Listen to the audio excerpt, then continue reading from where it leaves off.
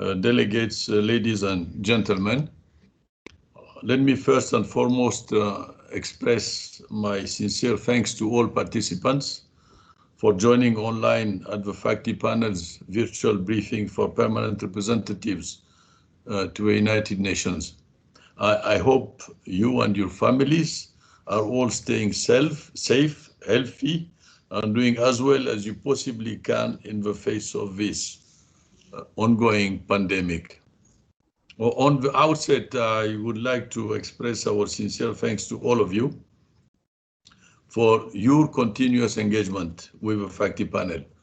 It has been a few months since our consultation in July with member states at the United Nations and since our September launch of the interim report. I hope many of you were able to join us for the launch.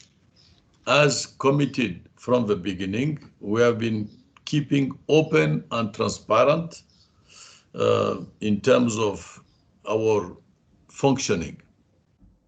As I highlighted in our consultations with all of you in July, no country has been spared from the pandemic, and this unprecedented and global challenge has reinforced the need for greater transparency, and the work of a panel has become even more important and urgent.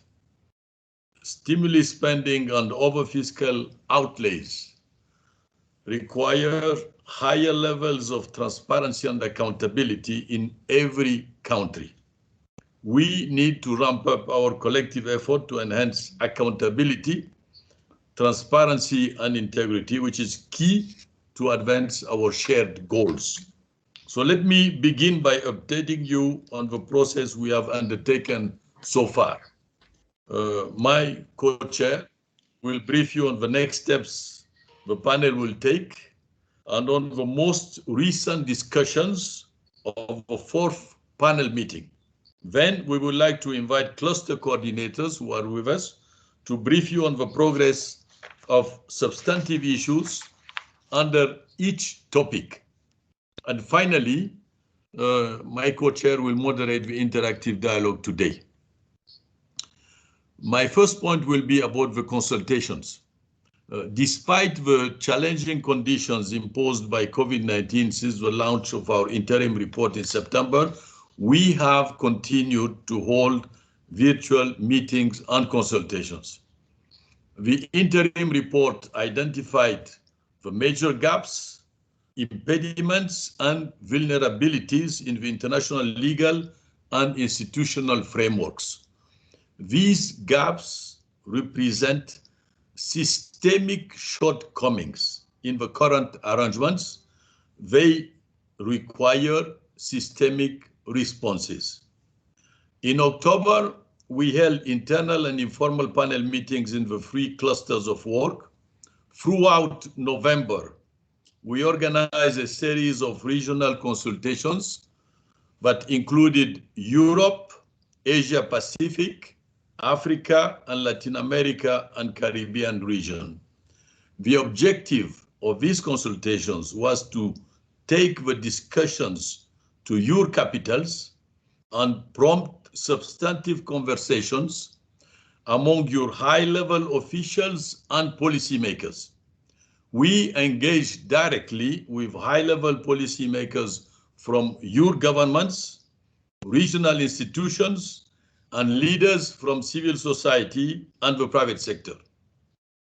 Through these regional consultations, we have been able to hear from leaders on their preferred means to address the shortcomings in the existing frameworks and to help develop political consensus on joint actions by the international community in order to promote financial accountability, transparency, and integrity. To maintain transparency, we have posted the videos and summaries of all these consultations online. I want to express my warm thanks to those countries that presented interventions in the regional consultations. The discussions were constructive and substantive, with clear expressions of the will of countries to tackle abuses and stop the drain of resources. So after this first point about the consultations, let me go to the second point about the written comments and the survey. Excellencies, I already mentioned the high-level engagement the panel has seen with its work, with hundreds of representatives of governments, civil society, and experts attending its open meetings. We also issued a call for written inputs after publishing the interim report. This did complement our online anonymous survey to solicit inputs on the perceptions of global private sector actors. We have received written inputs from a variety of stakeholders from around the world, and where we have received permission from the authors, these have been placed on our website. These inputs provide valuable comments on the interim report and suggestions for our recommendations. I want to thank all those who provided us with their inputs, thoughts, and considerations. The panel is now advancing the final report, so if you still want to send written inputs, you should do so as soon as possible. We will not be able to take input into account effectively if they are sent much after mid-December. We will not be able to take input into account effectively if they are sent much after mid-December. So the open and constructive approach to the challenges facing countries and to our investigation of possible solutions has reinforced our belief that by working as a community, we can create transparent, accountable, and equitable systems and legal frameworks. The panel, as previously stated, that it intends to present recommendations that are technically feasible, politically viable, and have a direct bearing on releasing resources for the Sustainable Development Goals. And just pause for a moment and reiterate our birth certificate as the FACTI panel. The fundamental goal is the financing of the Sustainable Development Goals of Agenda 2030. We would like to hear and respond to your questions in relation to the panel's progress so far, and I hope today's briefing will also provide a good opportunity for interactive discussions on our work. At this time, I would now like to pass the floor to Her Excellency, Dr. Dalia Grybauskaite, co-chair of a panel, who will brief you on the substantive discussion of the most recent panel meeting and manage the conduct of a meeting with the help of a secretariat. Thank you for your attention. Okay, thank you very much. I would like to thank everybody who was eager and made it possible to participate in these consultations and discussions today with us, because we understand the pandemic situation not very good everywhere around the world, and your interest that you're keeping is very important for us, and especially because we are trying to keep under our schedule, which was made and decided before the COVID and pandemic, and we are keeping to this data very, very strictly, and that means we're trying to beat the COVID with our hard work. So the panel is moving forward towards proposing concrete and viable recommendations. And this is to close the gaps identified in our interim report. And already was mentioned that we are waiting for the last writing inputs in writing only in short limit of time, because we're already starting to draft the final report. The time is pressing and we have no much time left. The FACTI Panel has produced a series of short issues notes to provide briefing in introduction to some of the topics that the panel is addressing as it prepares its final report. And all these notes are available on the panel's website. So all work, we try to be as open as possible. We put everything on our panel's website. The recommendations in the panel report will be based on your inputs, your state's opinions, and on where the panel thinks we can deliver the most impact, by which I mean financing for the Sustainable Development Agenda.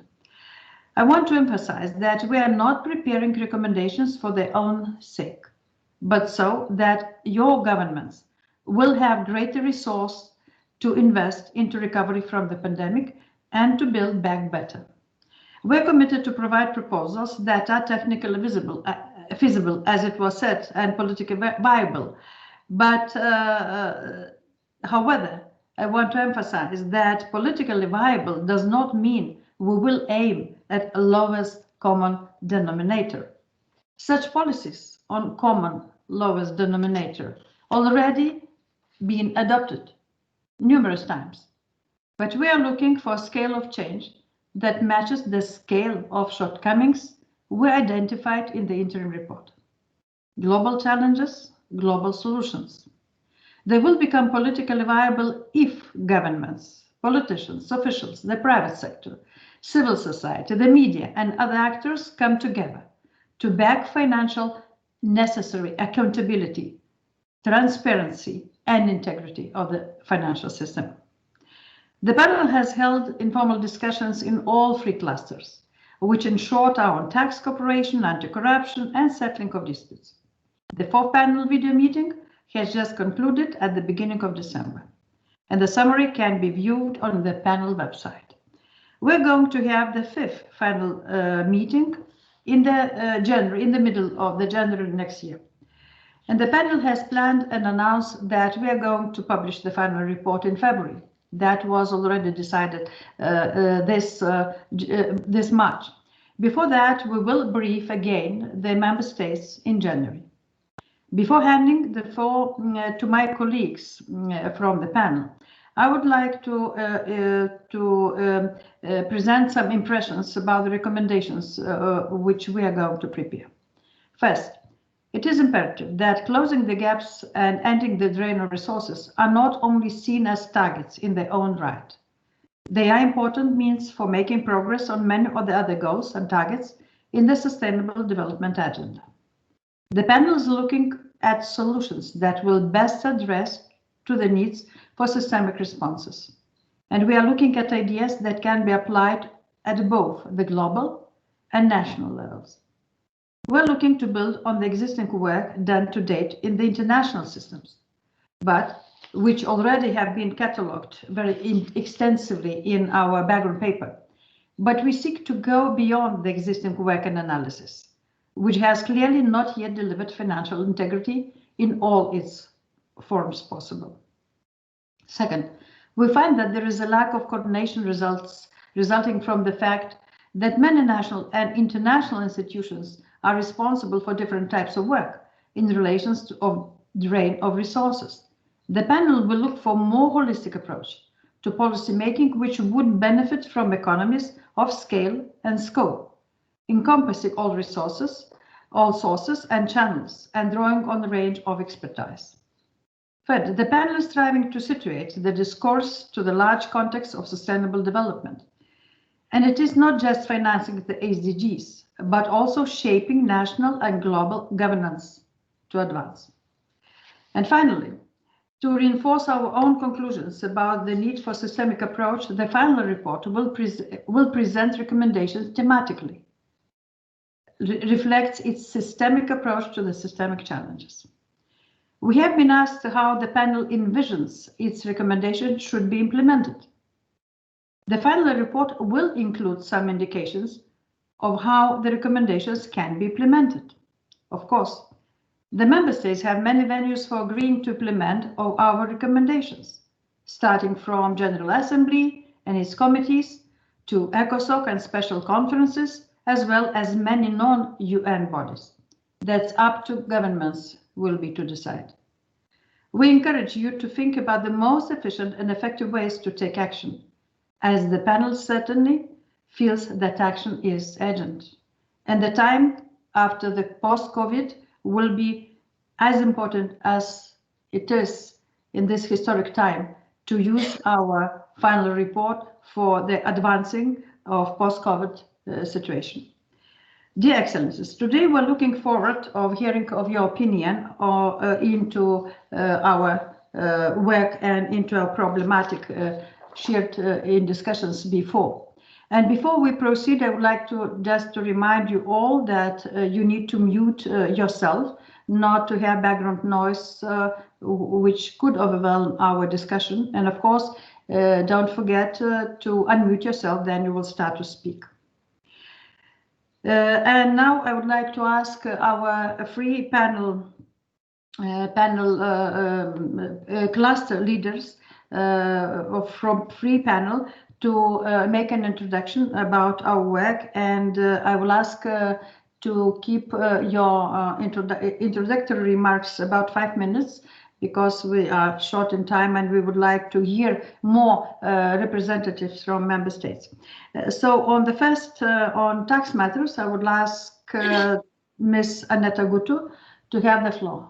Please, Annette.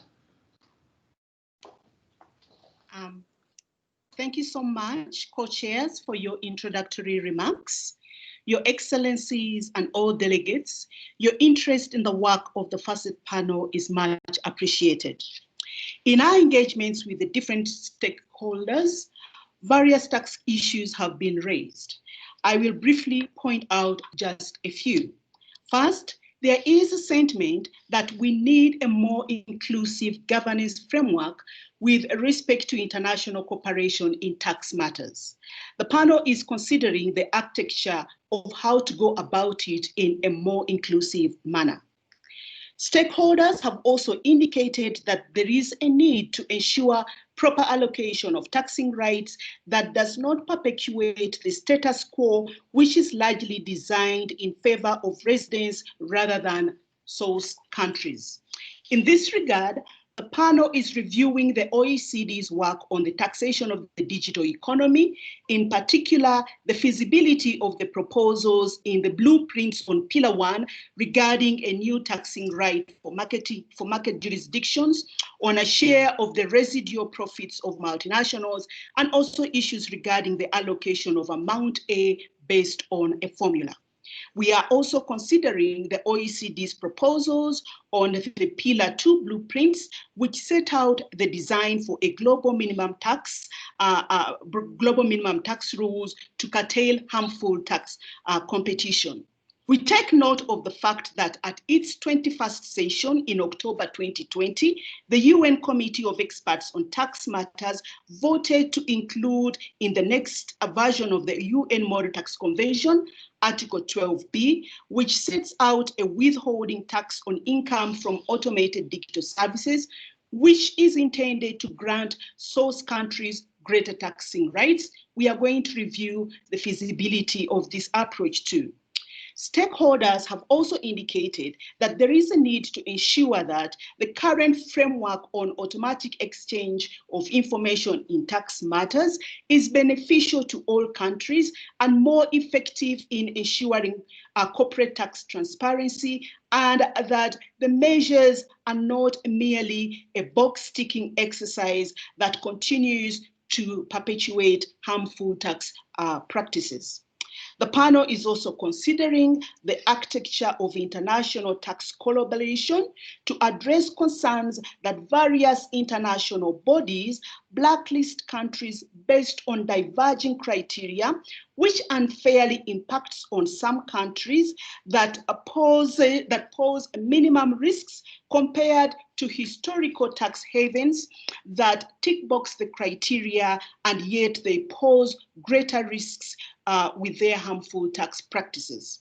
Beyond these measures, there are other cross-cutting matters, such as how to make the international tax dispute mechanism more effective, and also issues relating to how we can enable developing countries to be more capacitated to implement the proposals or recommendations we'll come up with. That will be it from me, and I'll hand over to the next panel member. Thank you so much. Okay, thank you very much, Annette. Now I would like to invite Susan Rosa-Ackerman. She is the chief of our anti-corruption research. Please, Susan. Thank you.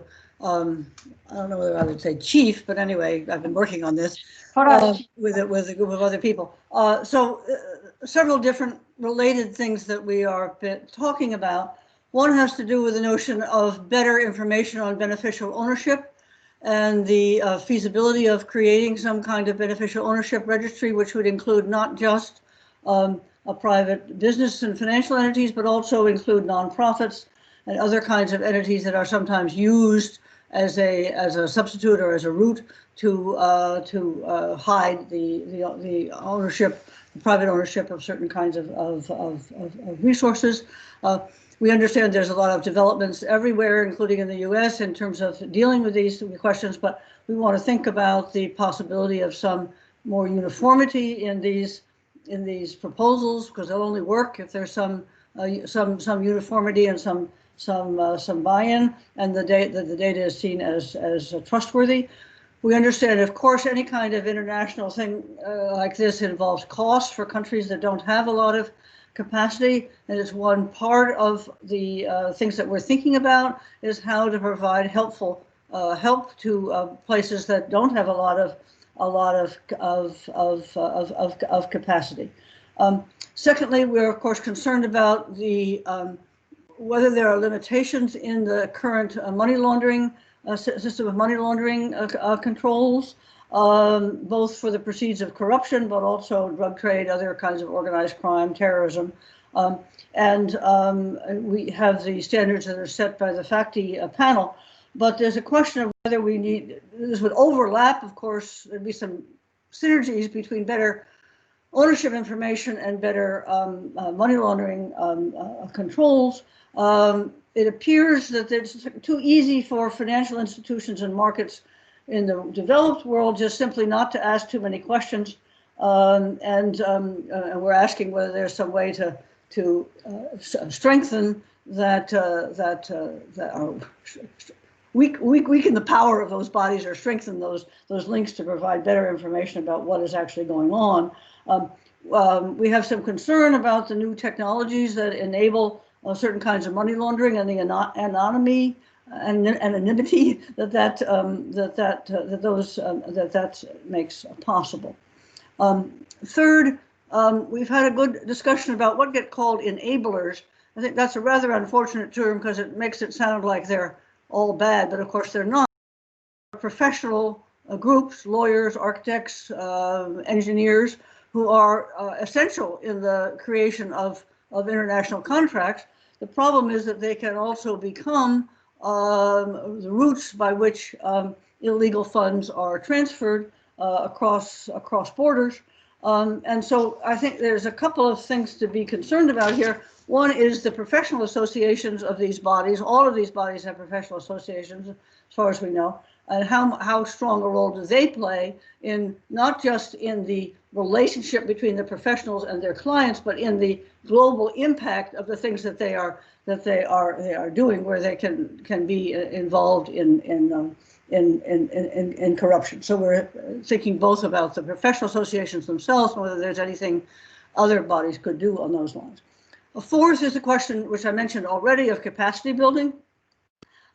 We've heard a lot, both from lower income countries, that with all goodwill, they may have difficulty in complying with a set of complicated standards coming from different directions, and that it seems very important to try to have both standards which are clear and easy to be complied with, and second, help from outside. Of course, there's some tension between help from outside and a country's claim that they have their own particular special way of doing things, and that should be respected. And of course, that may be true in some cases, but we also need to think about the way in which sometimes either a large, important money center country or a small haven country is taking actions which benefit themselves, which they can say is compatible with their own situation, but which actually has costs outside, which has external effects, negative spillovers, facilitating corrupt transfers from other countries, from third countries. And this seems particularly a role for international community, at least to weigh in on what is on that problem. Finally, I think the third panel will talk, cluster will talk a little more about the UN Convention Against Corruption more. I've been particularly concerned with the weakness of the peer review process, which I understand was, of course, a step forward when it was put in place. It didn't exist originally, but we may take on some questions of how that process could be strengthened to complement the strong features of the UN of the UN Convention. So I think that's kind of where we are at this point. So thank you. Thank you very much, Susan. And now we have the FED cluster leading by two people, Thomas Stelzer and Irena Vonyo-Dida. They are working on international cooperation and settling of disputes. So please, starting from Thomas and then Irene, please.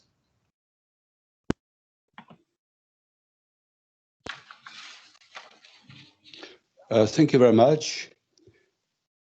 I will just start with some of the issues that we have been discussing in Cluster 3.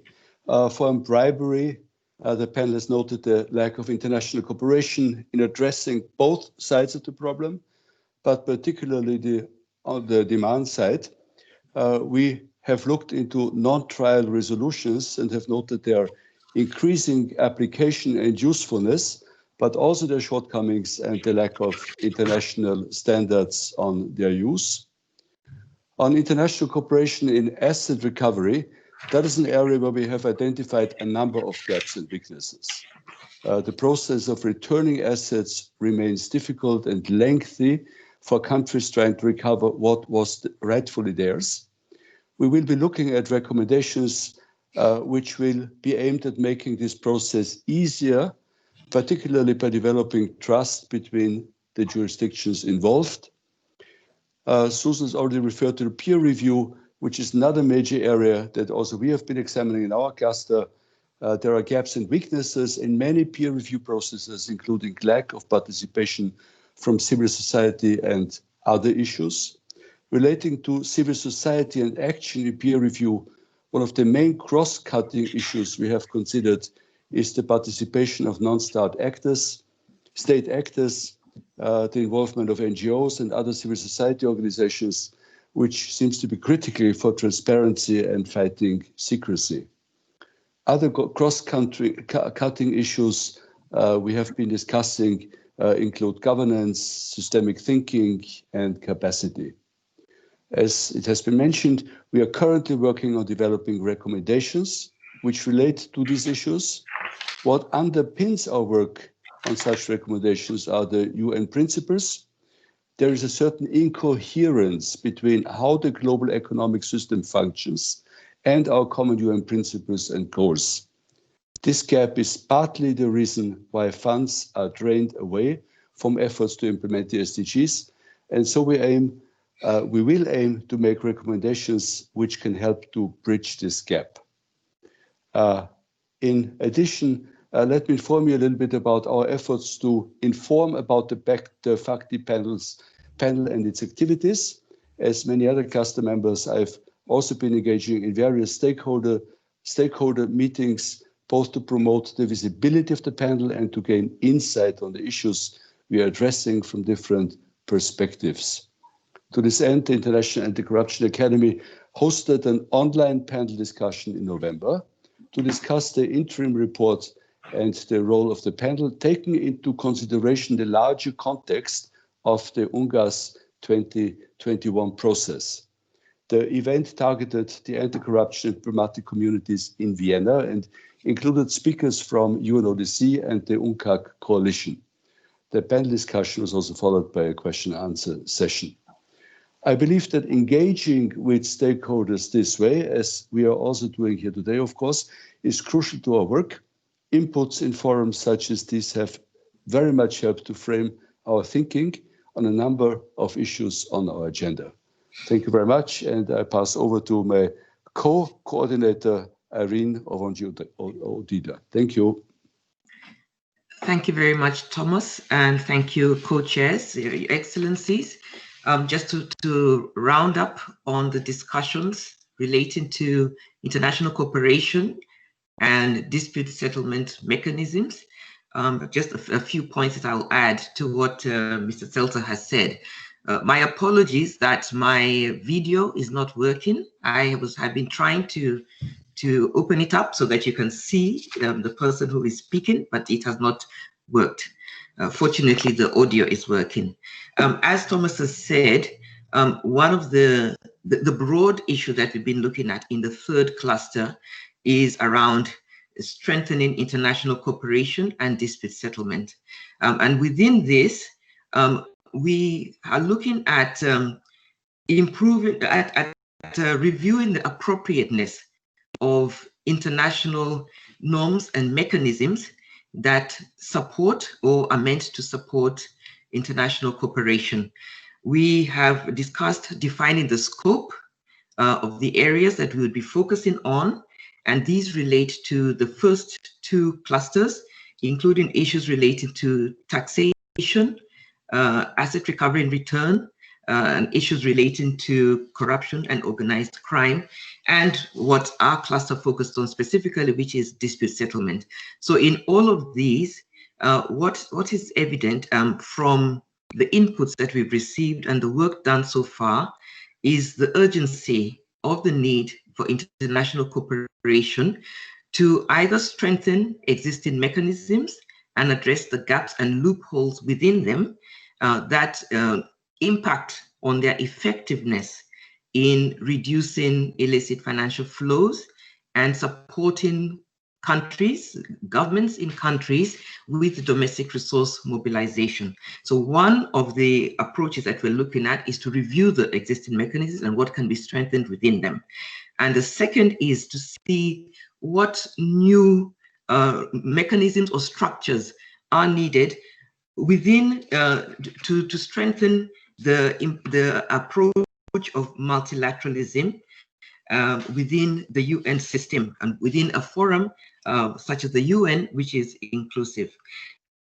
One of the emerging issues that we are examining is within existing mechanisms, how to address what has been flagged as plurilateralism within multilateral mechanisms. So how to address that through issues like the rules relating to participation, membership, and decision making. So looking at the governance of those mechanisms and seeing how those can be improved, making proposals for their improvement to ensure that there is more inclusivity, that there is more transparency in a way that then strengthens their role in ending the practices that lead to loss of resources for countries. We are also looking at how within the context of revitalization of the UN and the role that various structures within the UN may play or can play to achieve financial integrity. Much of the area of work that we have been done seems to sit within the ECOSOC. So we are also going to examine within the approach of revitalization of the UN, which structures within the UN can be enhanced either in terms of their mandate or in terms of the structure of themselves. One of the bodies that has been mentioned consistently is the UN Tax Experts Committee and the role that they can play in relation to taxation and development of norms, new norms related to taxing rights for countries. The issue of systemic solutions is quite critical. And in the recommendations which will emerge in the final report, you will see that the approach will be taken is looking much more broadly and thematically at those recommendations.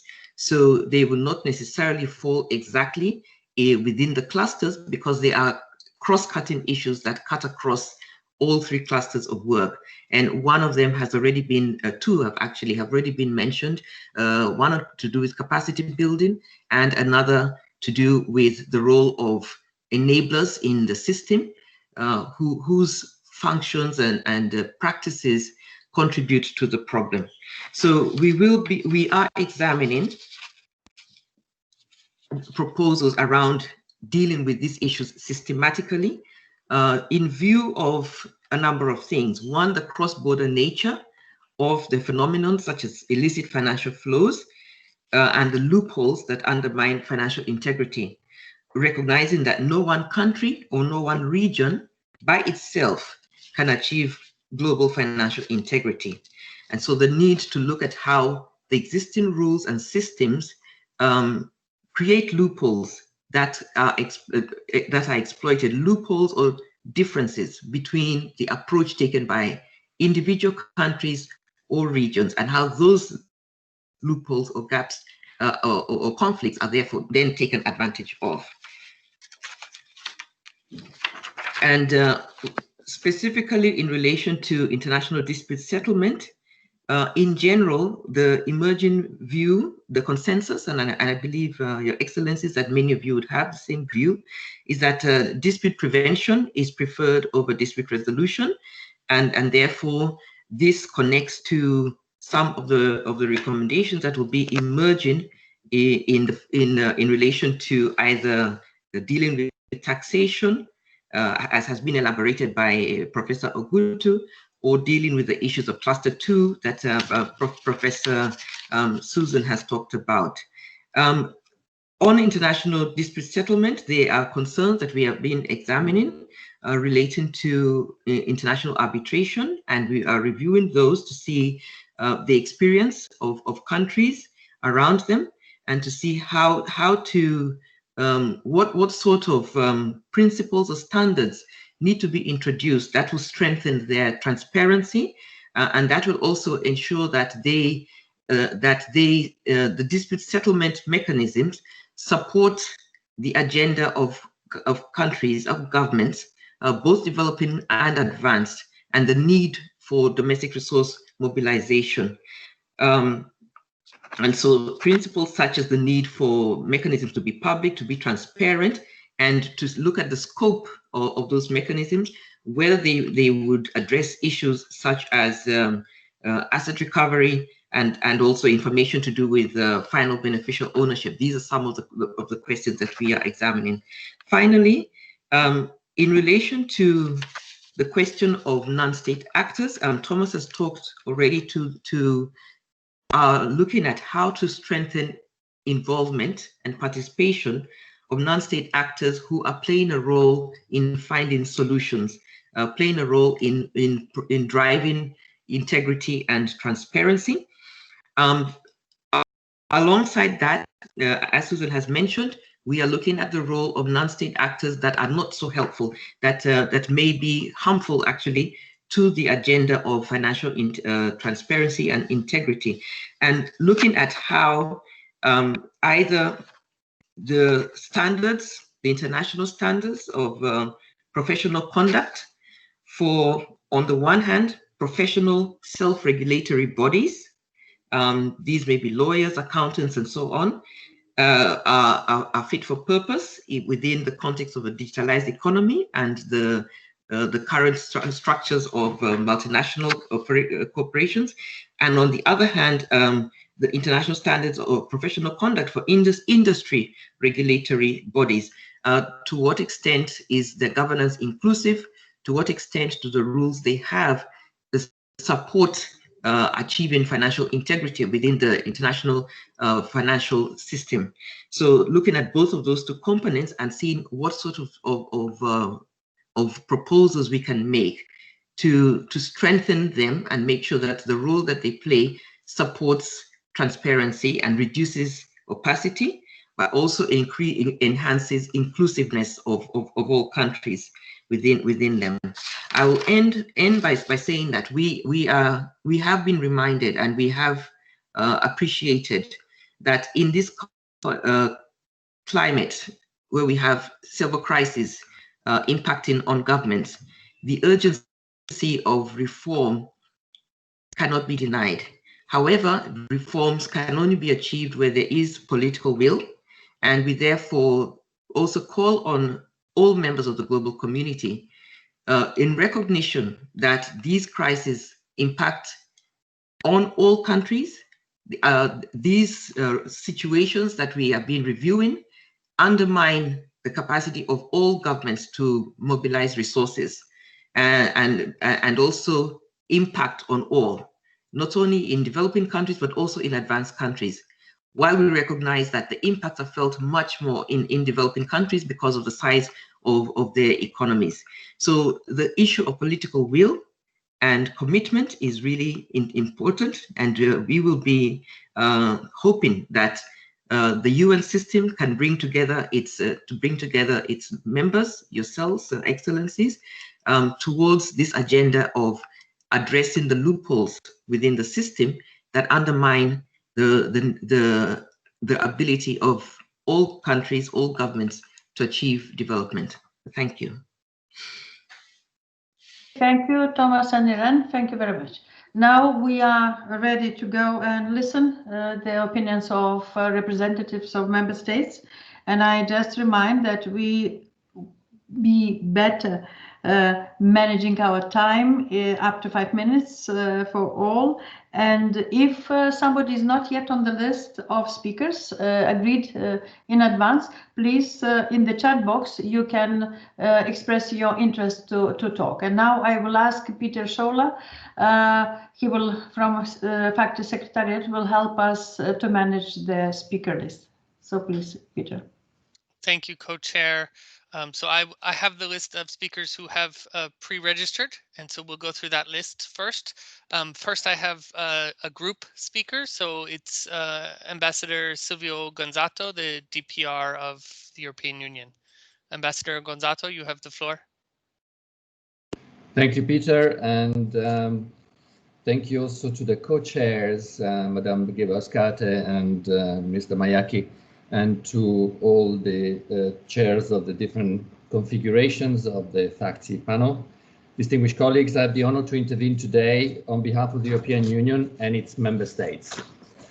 Our presence here today underscores the attention that we devote to financial integrity and combating illicit financial flows.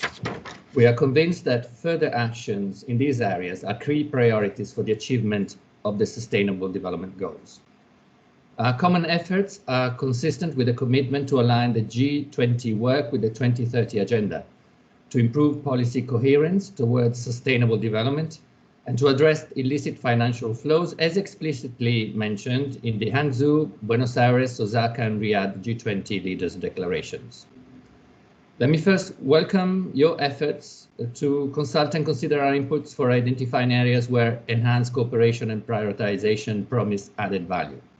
We have closely followed the work of the panel, and we have contributed in several instances, recently by commenting the interim report and by participating in the regional consultations. For this final stretch, we strongly encourage you that the final recommendation focus on the challenges associated with uneven implementation of existing standards, strengthening and adapting established structures, and put new impetus to their work rather than creating new structures with the risk of overlaps. We also believe that emphasis should be put on how agreed international standards are implemented in practice and encourage countries to take political commitments to translate into concrete actions. The international community has come together to develop a strong international architecture to prevent and combat crime and corruption. We have to ensure effective implementation of the agreed obligations, notably under the United Nations Convention Against Corruption, the United Nations Convention Against Transnational Organized Crime, the OECD Convention on Combating Bribery, and the 40 recommendations of the Financial Action Task Force. These obligations, together with the recommendation of the Council of Europe Group of States Against Corruption, provide a comprehensive basis to prevent and combat corruption, money laundering, and terrorism financing. In the last years, we have collectively made significant steps in enhancing cooperation in the tax area. I'm referring in particular to the creation of the Global Forum on Transparency, which today is finishing its annual meeting, and the Inclusive Framework on Base Erosion and Profit Shifting. In these two OECD fora, we have discussed and are continuing to discuss the future international framework of tax cooperation in an inclusive manner to step up cooperation on tax, good governance, fighting tax evasion and tax avoidance, in order to achieve a comprehensive and inclusive architecture from which all countries, including developing countries, should benefit. Indeed, this agenda is closely linked with global efforts on domestic revenue mobilization and building back better for sustainable development. I therefore also welcome that the recently adopted Addis Tax Agenda 2025 includes fighting illicit financial flows as part of its commitments. We also believe that countries should have the right and ability to use all possible instruments to prevent companies from shifting profits elsewhere and to ensure a sincere cooperation amongst governments and administrations on tax matters. This is why the EU has first implemented and then promoted, through various means, the implementation of internal tax good governance standards. In addition, the OECD proposals for the taxation of the digital economy are the first major international tax reforms announced in the last 100 years. It is absolutely necessary to shape this reform together, ensuring that everyone benefits from the changes envisaged. We believe that the best way to do so is to sincerely engage in the discussions within the inclusive framework. The EU is ready to foster a new political momentum towards achieving this goal. In concluding, co-chairs, making further progress on financial accountability, transparency, and integrity is certainly crucial to secure important financial resources that will be necessary in financing the Sustainable Development Goals. This is all the more important in a post-COVID Building Back Better perspective, in which political will, international collaboration, and capacity building have to go hand in hand in order for us to move forward together. Thank you.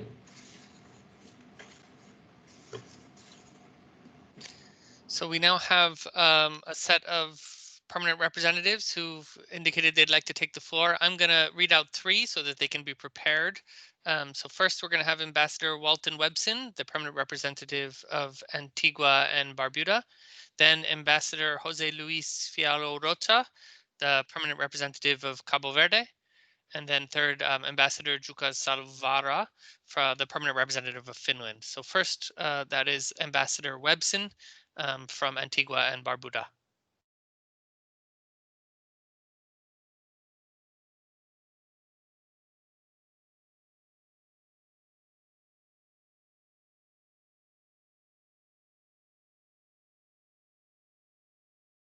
I'm not seeing Ambassador Webson here. He was here earlier. I did see him join the meeting. Perhaps he's having some technical difficulty. I will try and call on him again if he rejoins. So let's move to Ambassador Jose Luis Fiallo Rocha from Cabo Verde.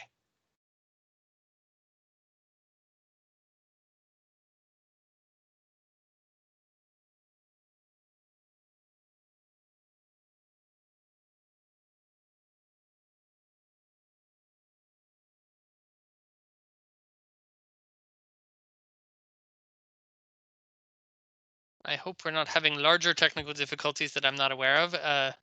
So let me make my third attempt then. Ambassador Sarovara, are you there? Can you speak? I am here and I have unmuted myself, so I hope this sort of the sound is coming through. Yes, yes. Go ahead. Thank you. And anyway, all protocol observed, but I would like to thank the co-chairs of the FACTI panel, both Prime Minister Mayaki and President Grybauskaite, and the FACTI panel secretariat for organizing this meeting. And I would also like to thank for the many opportunities to formally make our remarks in relation to the report, both here in New York and regionally. Our Deputy Finance Minister participated in the European consultations in November. We, of course, align ourselves with the EU remarks given just a moment ago, but I would like to add a few remarks. First is on digitalization. Of course, the rapid digitalization offers opportunities to trace illicit financial flows like never before. Finland is committed to forwarding innovation and digital development as part of its development policy. And our objective is to harness innovation, new digital technologies and know-how for meeting the SDGs. And of course, innovation and digital development should be human rights-based and target positive impacts for people living in vulnerable situations. And we are a strong advocate for digital inclusion. And in our age, no one should really be left behind. And I think that we've seen during this year of COVID-19 how important this issue of connectivity is. And in reality, the world is very much divided into high speed, low speed, and no speed, and this really needs to change. The other point I wanted to make is taxation. I think that UNCTAD has estimated that curbing illicit financial flows as part of a wider effort to improve tax collection could raise tax revenue in African countries alone by an additional 110 billion a year. This is a huge sum missing from development, and this is only for 1 year. So let's think about the compounded amounts we are losing here. And in Finland, we have a long experience on building a welfare society founded on shared values and a strong social contract between the government and the citizens. I know that I'm stretching it a bit when I say that Finns love paying taxes, but we do love to pay taxes because we can see the returns, and this is all about accountability, transparency, and integrity. So taxation is really a key instrument in the governmental toolbox, and we need to do better in this regard. We are combated in combating and hindering the operation of tax havens. In Finland, the taxes paid by every individual and company are public information, and companies in which the state has a controlling interest report their tax footprint in each country they operate as a means to demonstrate their corporate responsibility. And taxation for development is also one of the priority themes in Finland's development cooperation. We support the strengthening of taxation capacity in Africa and Africa's voice in global negotiations on taxation and illicit financial flows through several instruments. To sum up, our principles, priorities and action are very much in line with the valuable work of the FACTI Panel. We wish you every success in finalizing the report and look forward to implementing its recommendation together with the wider UN membership. Thank you. Okay, thank you, Ambassador. So I have three. I'm going to check if we have the ambassadors of Antigua or Cabo Verde available now and able to speak. Either of them, if they can indicate somehow, I would be happy to take their interventions now. Okay, failing that, let's move down our list. The next three on my list, I have Ambassador Hilale from Morocco, Ambassador Kaba from Sierra Leone. So let's move to them. Ambassador Omar Hilale, Permanent Representative of Morocco. Thank you very much, dear Peter. I would like to thank the co-chairs and members of FACTI, and my deep gratitude to their excellencies, the panelists. We appreciate this practice to keep us informed and updated on your work and preparation of the final report. We followed with a lot of interest the recent regional consultation for Africa, and it's really very encouraging to see the growing momentum in the United Nations around the importance to fight illicit financial flows in Africa and everywhere in the world. through the deliberation of this panel. Thank you for the valuable update that you shared this morning and the state of preparation for the final report. And I would like to share a few comments on the question. First, we had yesterday a very interesting high-level event on the role of illicit financial flows in fueling instability in Africa. And it was a great occasion to make the point on the established link between IFFs and feeding extremism, terrorism, and conflict, especially in fragile or conflict-affected countries. Combating and curbing illicit financial flows was highlighted as pivotal action towards silencing gangs. Two, the fight against IFFs is indeed a multidimensional discussion that gathers many aspects: sustainable development, sustaining peace, and prevention of conflict. This tackling measures and solution is not a task to be done in silos. So how is the panel envisaging to tackle these interlinkages in the final reports? Three, from continuity perspective and building on the initiative of the Secretary General and Canada and Jamaica on financing sustainable development in the era of COVID-19 and beyond, that also gave a very interesting range of recommendation for fighting IFFs and accelerating assets return and enhancing financial transparency. So how can we bridge the dots and better harmonize the different policy options on this multidimensional topic? I thank you very much.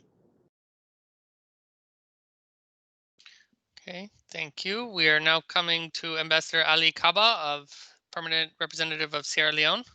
Ambassador Kaba.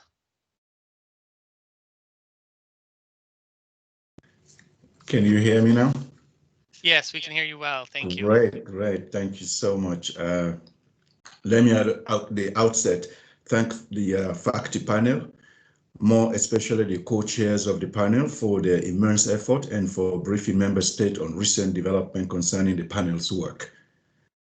We commend the FACTI panel for their sterling leadership and for creating to address the shortcomings identified in the interim report in previous meeting, as well as for holding active, transparent, and constructive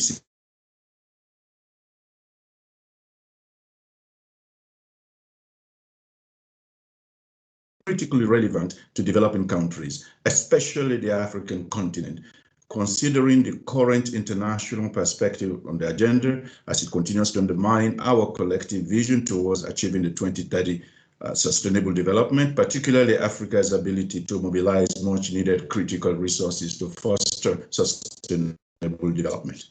It is evident that the COVID-19 pandemic will undeniably have far-reaching consequences. We therefore reiterate the need for member states to scale up efforts to recommit and to adhere to the commitment made in the Addis Ababa Action Agenda on Financing for Development, with specific emphasis on financing the transformation of LDCs and fragile states.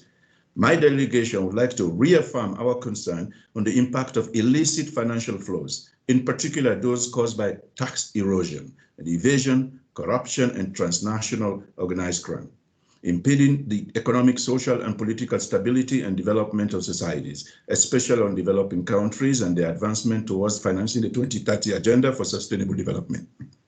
We would like to reaffirm our call on the need for a comprehensive roadmap in addressing the gaps in global leadership on taxation.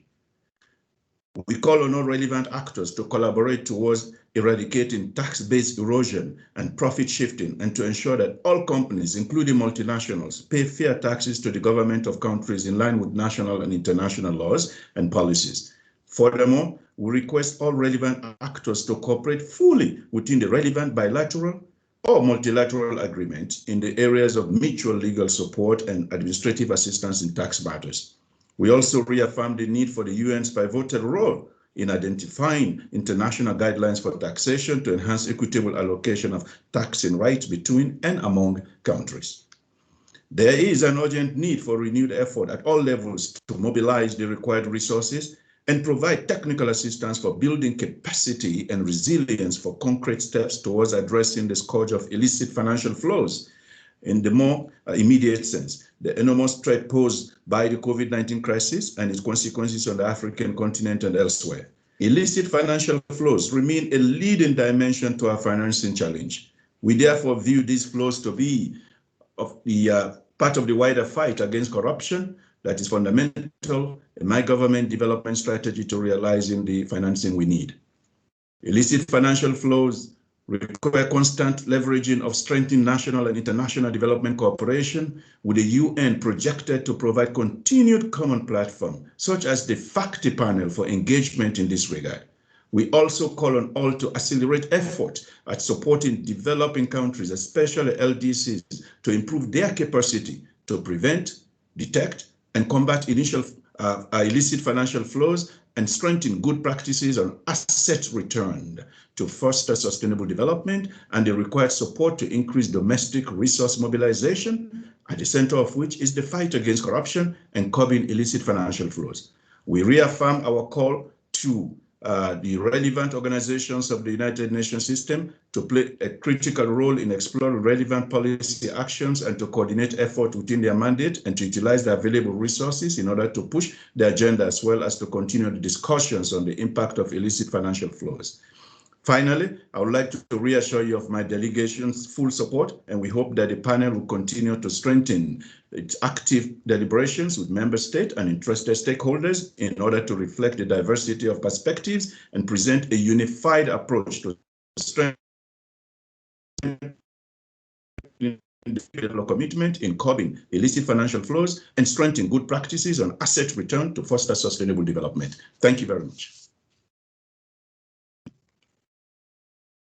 Thank you, Ambassador. So now I will go for the next three. I have first will be Ambassador Odd Ing Kvalheim, the Deputy Permanent Representative of Norway. Then Ambassador Serhad Varli, the Deputy Permanent Representative of Turkey. And then after that, Ms. Courtney Nemroff, the acting representative to ECOSOC of the United States of America. So Ambassador Kvalheim, please, you have the floor. Thank you so much. And first of all, I would like to thank the co-chairs of the FACTI panel, Ms. Dalia Grybauskaite and Dr. Ibrahim Mayaki, for your steady leadership of this important initiative. I commend the panel members for their commitment and for their dedication.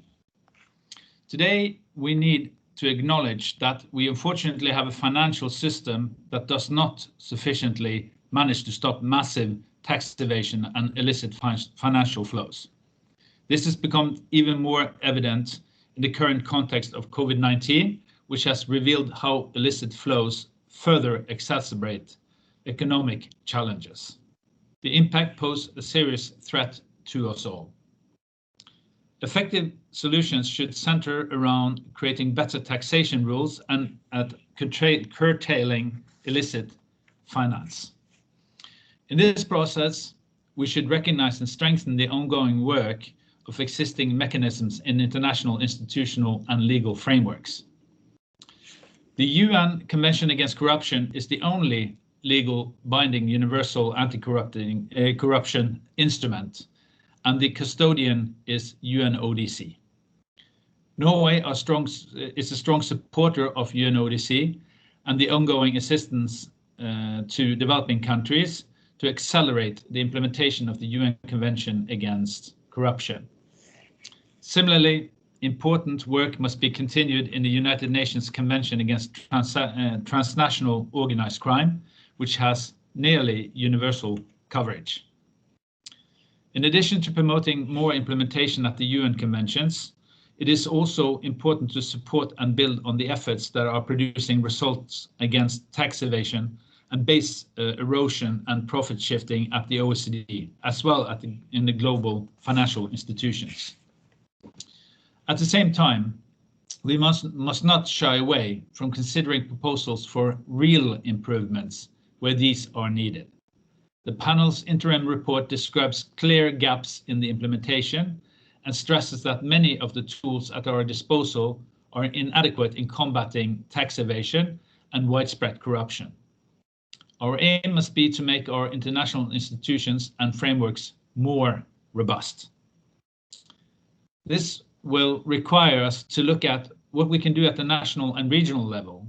We all have representation in central financial institutions and multilateral organizations. We control many levers of the international financial system.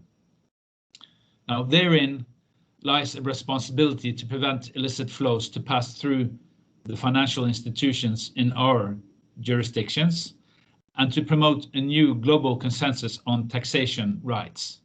An investment in international tax systems will re-up rewards at the global level.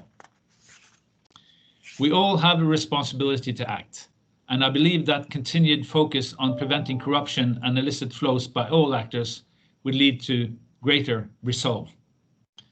The FACTI panel facilitates a crucial platform in this regard, allowing for an inclusive and open exchange of insights, experiences, and ideas. The panel's interim report gives important indications as to how this work could render results, and we look forward to consider them in further detail in the final report. I thank you. Thank you, Ambassador. Now we have Ambassador Varli, the Deputy Permanent Representative of Turkey.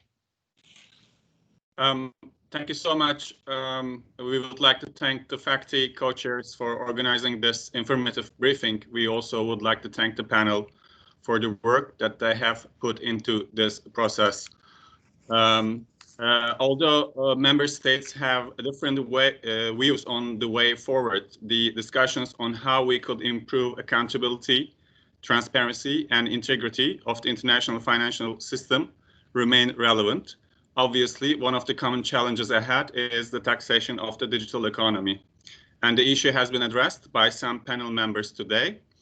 Drawing on the regional consultations that were held in the last few weeks, we would like to hear more from the panel on what should be the immediate steps to be taken by member states and the international system. We also would like to know what we should expect to see in the final report on this issue. Thank you very much.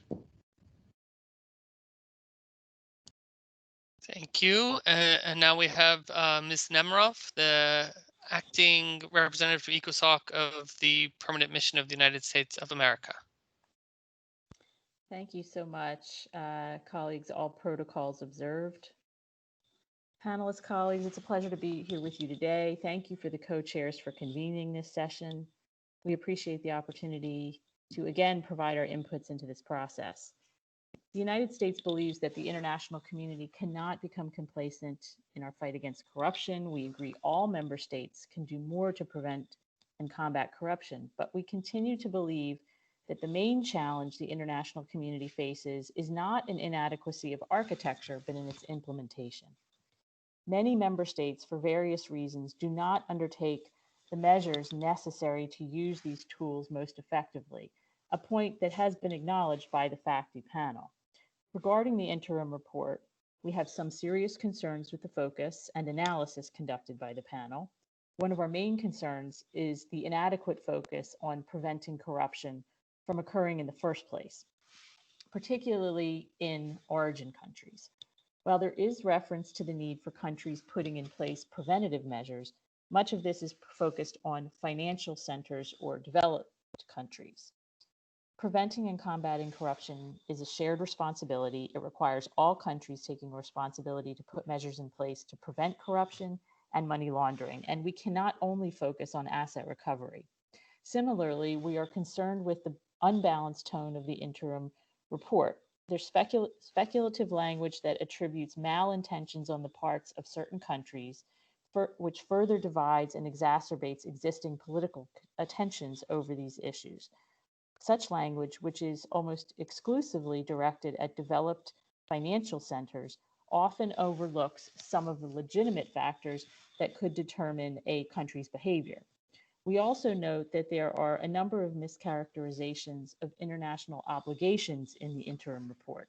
The panel should be careful about misinterpreting specific international obligations, particularly those under the UN Convention Against Corruption. In many instances, the report confuses and/or conflates different legal concepts under the UNCAC, most notably around the provisions of Chapter 5, which deals with asset recovery. This is particularly alarming as some of these mischaracterizations give the impression that many states parties are not fulfilling their obligations under the UNCAC when they are under no obligation to take certain actions. For example, the panel's interim report states that though UNCAC explicitly recognizes that countries damaged by corruption should be compensated, compensation is quite exceptional in foreign bribery. The UNCAC does not include such an obligation. These issues could likely be addressed through closer cooperation with international organizations that have expertise on these issues, such as the UN Office on Drugs and Crime and the Stolen Asset Recovery Initiative. Regarding taxation issues, any jurisdiction, whether developing or developed, that wishes to obtain access to tax information must be able to provide assurances that it will provide the confidentiality of the information and use it appropriately. Confidentiality and data safeguards are crucial to any exchange of information, especially automatic exchange of information, and it's imperative that these principles are not weakened. Strict confidentiality rules are necessary to give assurance to sending jurisdictions, taxpayers, and the community at large that exchanged information is protected. We urge developing jurisdictions to take advantage of existing capacity building and technical assistance programs to meet the requirements necessary for this exchange of information. So, for example, the OECD's Global Forum has done extensive work for many years on capacity building and technical assistance for developing countries and has had great success in this area. This should be acknowledged and it should be further encouraged. Developing jurisdictions also have an opportunity to contribute to the development of international tax norms by participating in the OECD's inclusive framework, and I know others have mentioned this as well. For countries that are worried about base erosion and profit shifting, tax avoidance strategies that exploit gaps and mismatches to inappropriately shift profits to low or no tax jurisdictions, they may want to consider participation in the OECD's inclusive framework on BEPS and to implement the minimum standards under the BEPS package. In addition, the inclusive framework provides a framework for countries to effectively participate in standard setting of international rules. Finally, I'd like to pose a question to the panel. In the time remaining, and I don't think it's any surprise for me to state this, there has been a lot of controversy and I think trust eroded by the controversial creation of this panel. My question is this: in the time remaining, how does the FACTI panel look to build political will and trust that has been eroded in the creation of the panel itself and its interim report in order to make tangible progress on these important issues? Thank you very much. Thank you. So I have now on my list a representative from the permanent mission of Kenya. And I didn't have a name of who would be taking the floor, but if there is a representative from Kenya, you have the floor. Thank you, Peter. I hope you can hear me. Yes. Yes. Okay. Excellencies, good morning. On behalf of the permanent representative of Kenya, I thank the co-chairs for convening this virtual briefing on the progress of the work of the panel on financial accountability, transparency, and integrity. We continue to follow the work of the panel, which is timely, with economies and financial systems facing negative shocks due to the impact of the COVID-19 pandemic. The narrowing of the fiscal space is expected to drag economic recovery and the achievement of the Agenda 2030 on sustainable development. Now more than ever, it is critical for developing countries to mobilize sufficient financing for the provision of essential public services. Excellencies, illicit financial flows are a persistent challenge in developing countries. As noted by the panel, they account for monumental losses, stripping our economies of resources that could be used to finance critical services such as health, education, infrastructure development, security, and environmental protection. The multidimensional and transnational character of illicit financial flows requires both domestic and international action. Kenya recognizes that there are challenges that must be overcome in order to create a conducive financial environment. Kenya has established several legal and administrative frameworks to contain illicit financial flows with a focus on preventative measures, detection, and assets recovery. Capacity building and automation of services are other ongoing efforts. That being said, it is extremely important for international institutions and systems to support national, regional, and continental efforts in this area. Tax abuses, money laundering, and corruption continue to undermine development and worsen inequality. A well-coordinated international tax structure would aid in tackling some of these issues, building on the efforts already being undertaken within the United Nations. Another area of interest is the digital economy, which presents a double-edged sword. It has made it easier to trace money movement, but at the same time facilitated digital economic crimes. This calls for a responsive international community to effectively handle the challenges of illicit financial flows that deny developing countries much-needed resources. Excellencies, my delegation is very interested in better understanding the identified challenges and gaps and how these will be addressed, as well as the opportunities for impactful collaboration and partnerships. To conclude, Kenya supports open and inclusive cooperation to enhance international financial accountability, transparency, and integrity, and we look forward to receiving a final set of actionable proposals from the panel that will contribute to the strengthening of the international financial architecture in order to achieve the 2030 Agenda for Sustainable Development. I thank you. Thank you.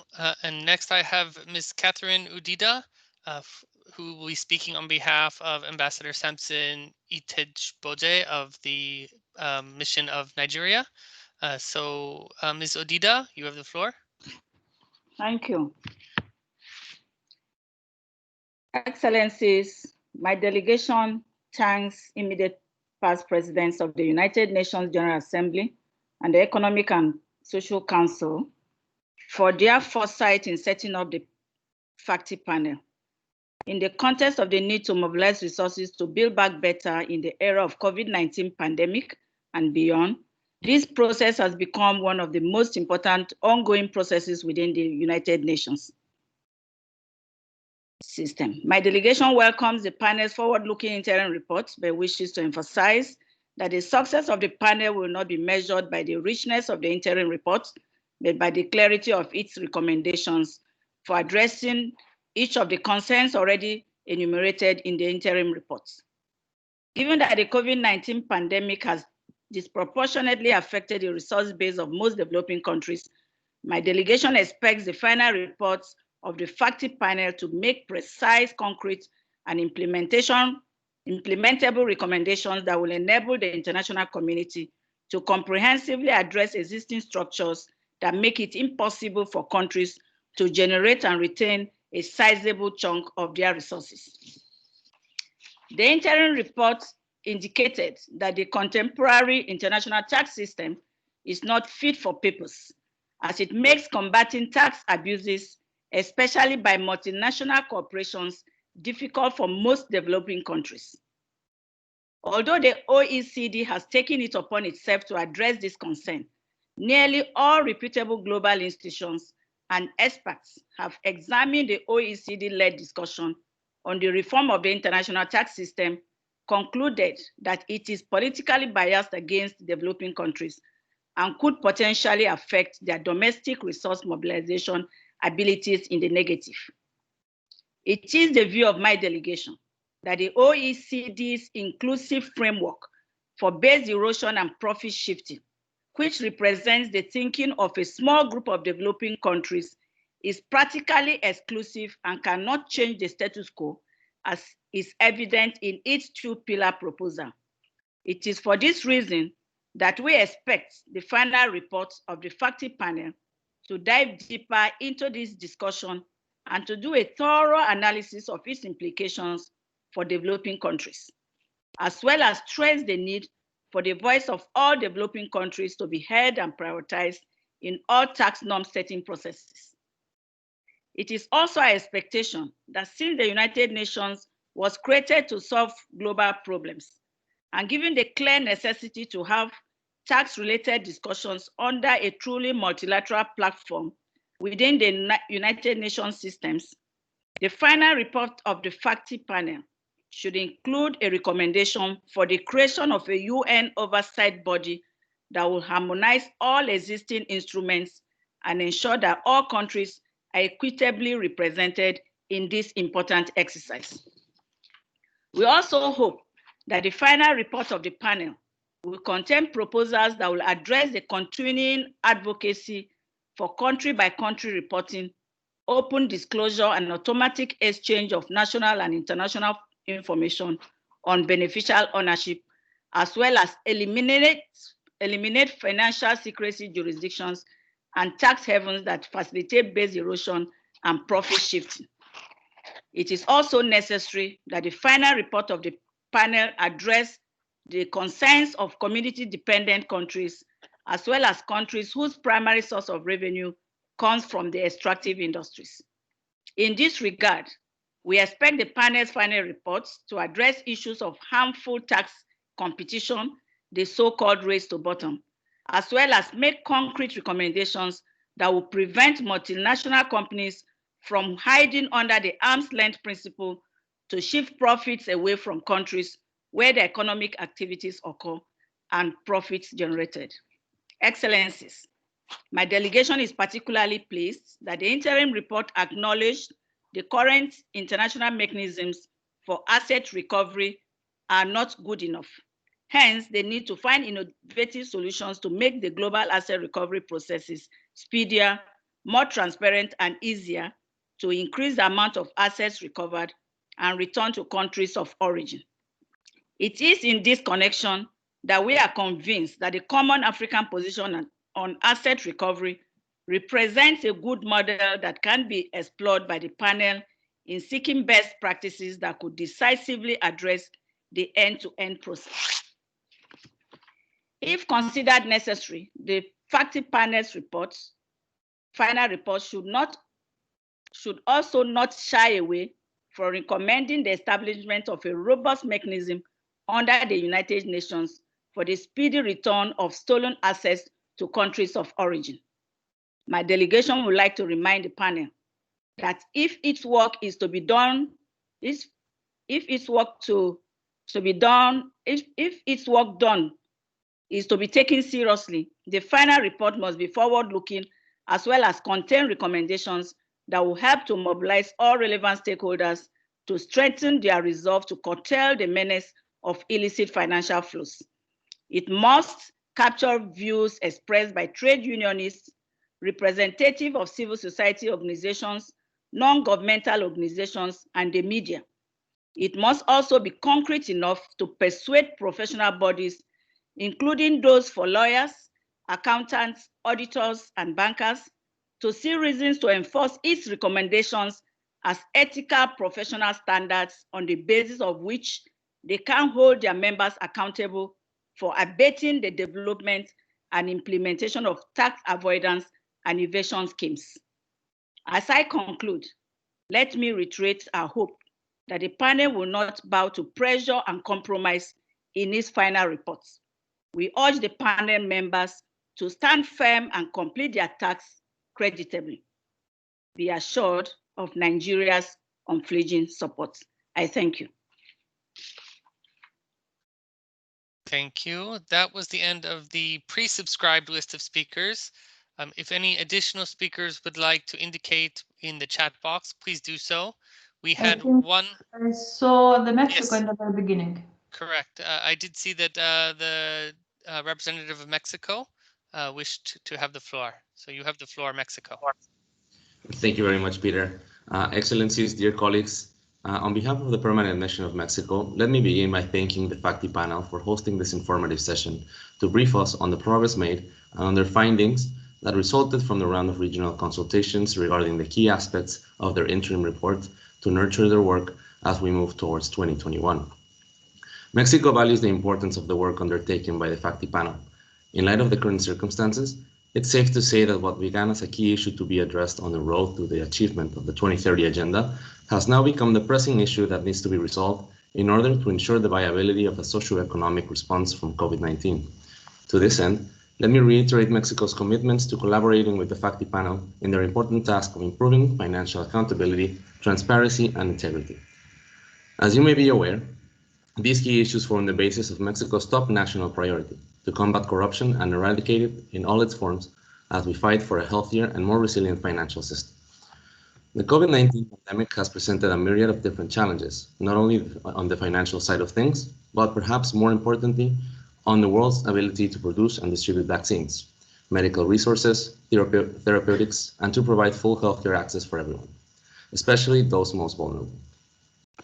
Adding to this, the pandemic has allowed corruption to spread and affect many countries' abilities to manage financial resources and to finance recovery initiatives, leading to an ever-growing number of issues that ultimately burdens vulnerable countries more as they are forced to decide where to invest their limited resources and where to sacrifice progress.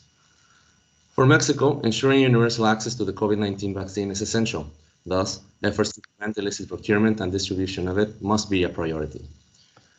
For Mexico, the pandemic proved to be a real opportunity to implement anti-corruption mechanisms to ensure transparency and integrity within public contracting processes, therefore allowing for better internal handling, control, and taxation of federal public spending. Mexico has also mitigated some of the socioeconomic impacts of the pandemic through the digitalization of bureaucratic processes that have freed up large sums of capital that are now being utilized to promote other initiatives that tend to issues of social protection for women, youth, migrants, and of course, universal health coverage. Although the panel's work has made quite a lot of progress, we recognize that its work is not just finished. As we await its conclusions, we sincerely hope that the results can identify solutions within the existing institutional mechanisms and infrastructures, particularly considering the upcoming UNGA special session on corruption. Having said that, financial accountability, integrity, and responsibility will continue to be at the forefront of the financing for development process, which has become the main track for a positive socioeconomic recovery. Therefore, finding Mexico a supporter of the goals of the panel members. Thank you very much. Thank you. Co-chair, I don't have any other indications for the floor, so I will hand it back to you. Thank you. Okay, I think Ibrahim was preparing to wrap up, but I can maybe react to some interventions of some countries. We had a lot of consultations with governments, with EU member states, with regional structures, with NGOs, with social groups, private sector, businesses. What we can see and what we are seeing, that there is some kind of mistrust to the work we are doing from some member states and some groups. And it comes not because of our existence, but it comes just very deeply rooted mistrust between countries which claim on each other as political bias attitude. And sometimes we see that global problems are tried to be solved not by global instruments, but by regional or grouping or regional instruments. And this is not sufficient and not enough. So maybe that's exactly why in some development countries there is mistrust to the work OECD is doing. In more developed countries, in some groups, is mistrust what are developing countries willing and pushing to do, especially for FACTI. So I think that it is a wrong attitude from both sides. We as FACTI independent team, we are not going to please anyone. It's not our goal to please or to try to make proposals which somebody will like. Probably our proposals will be not very much likely to anybody, because we are intent to do our recommendations in the way what in our understanding is necessary in this global situation.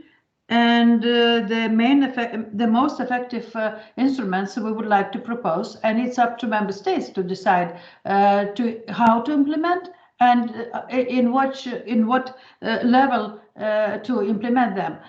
But we are created by United Nations, by ECOSOC, and that's almost 200 countries. And here the platform where we all talking, we all trying to find the global solutions for United Nations to finance the sustainable development, and especially after COVID and post-COVID situation.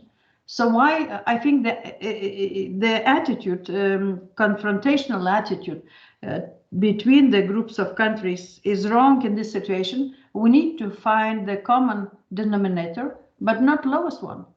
Not to please everybody. That's how we imagine our work and how we are going to perform our work. And it's not for somebody to like it or not to like it. We think that we are professionals. We are trying to manage our work independently, but we are hearing, we are listening, we are consulting.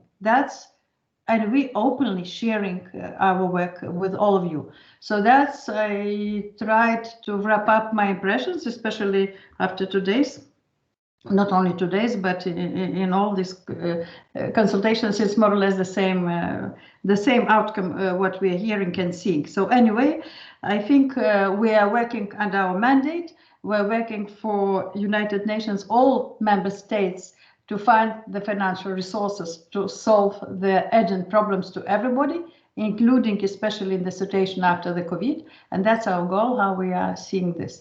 But of course, it's up to member states will be to decide how to use it and in what scale to use it. Okay, thank you. And now maybe Ibrahim, you would like to talk? Thank you, Dalia. I think you have said it all. I will not go through the issues that were raised. I had a small summary about strengthening existing frameworks, the standards, the role of the United Nations Convention Against Corruption, the taxation of the digital economy, the issues of capacity, the issues related to BEPS, to assets recovery, etc. I will, on stolen assets, etc. I will not go into all these details. I think we have taken note, and we thank all those who intervene, Excellencies, for the valuable inputs. But I would like to align with what President Grybauskaitė said. We have technical issues and moral issues. See, when we work on these technical issues with independent experts, we try to find the best solutions and recommendation we can design. But fundamentally, there is a moral issue, because we are fighting against illegality, against illicit issues, against criminality, which reduces considerably the capacity to implement the Agenda 2030, especially in the context of post-recovery. So I fully align with what she's saying. We cannot be in a position of trying to please. We have to be in accordance with technically feasible solutions, very strong moral standards. Thank you. Over to you, Dalia. Okay, if Peter, we need to ask somebody, or do we have anybody else wanting to speak? We still have some time. No, we do not have any further requests to the floor. Okay, so in that case, thank you very much. I hope to be able, all of us, we hope to be able to join again, talking and presenting our work during the holidays season, after the holidays somewhere in the middle of January again, and by second half of February, we'll be ready to present to you our work, and we'll be happy if we will be able to include a lot of opinions or expressed today and before, but we also would like to say that it's our common work, common job. It's not what we are doing, we're doing, all of us. We are doing this because we think it is important. We are not receiving any payment for that. It's our commitment, political, civil, just people who capable to share their experiences in this panel. And for us, it is important that our work will be useful and that our work will be visible, and that we will be able to, all of us, to achieve the goals we in UN and globally we're trying to achieve, especially in post-COVID situation. So I just want to thank all my colleagues for hard work. I want to thank Secretariat for hard work, and of course all of you, Your Excellencies and representatives of member states, for your interest and engagement. And I hope that this engagement will be with us for the rest of our work. Thank you very much. Thank you. Thank you. Thank you.